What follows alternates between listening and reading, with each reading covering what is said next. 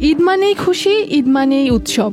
কিন্তু এই আনন্দের সময়েও কিছু মানুষ থাকে যাদের জীবনে ঈদের খুশি আসে না পরিপূর্ণভাবে। কথা বলছি গরুর হাটে থাকা শ্রমিক, খামারি আর বিক্রেতাদের নিয়ে।